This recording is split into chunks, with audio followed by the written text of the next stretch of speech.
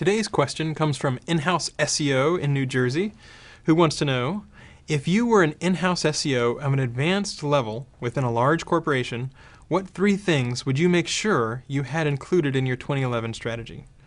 Great question. So let's start off by assuming that you really do control everything within the website and you're a really smart SEO and you've got complete buy-in from your CEO, CTO, all that sort of stuff. One thing I would pay attention to is optimizing for speed. It is a slight factor in Google's rankings, but lots of different people have run tests, and they've discovered that if you're able to decrease the speed, the latency, when pages are returned within your website, customers end up doing more things, more purchases, more exploring, more browsing, and so you can definitely increase your ROI if you decrease your speed or your latency.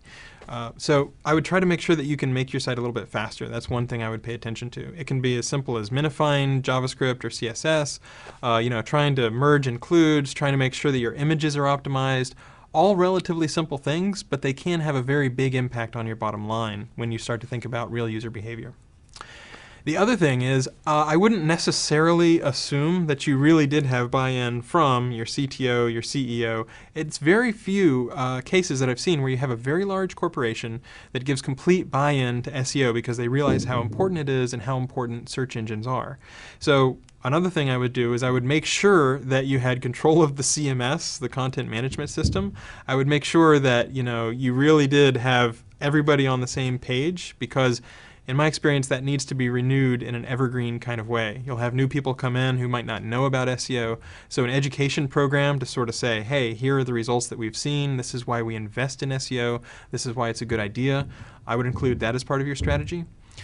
Also things as simple as making sure that your internal linking is consistent, that you're not dropping links off of the edge of a cliff with 404 errors, trying to make sure that when you do make internal links, they're good keywords but not spammy, but describe the product in a descriptive way. So optimize for speed. Try to make sure you've got good internal CMS practices and internal linking and good internal education. And then the last thing, if you've got all that in a row, is I would think about social media marketing. So social media marketing, spreading things on Twitter, spreading things on Facebook, throwing things onto Dig or Reddit or wherever you're going to throw it, stumble upon, those can be ways to get what you want to talk about out to a wider audience. Now, can that affect SEO? Well, if you get 100 visitors, one of those visitors might make a blog post or might make a link, and that link could eventually flow PageRank or send more visitors. So a lot of people think SEO versus social media marketing, and a lot of the times it makes sense to keep a holistic view and say, okay, first you have to have great content, some reason why your site is not just a brochure, why people would want to link to your site, want to have something compelling on your site, and then you need to tell people about it, and social media marketing can be a really good way to do that. So just to sum up, I would optimize for speed. I would make sure your internal linkings and your CMS is in good shape, which includes educating people about why SEO is a good idea internally, and then I would also pay attention to social media marketing. Thanks for the question.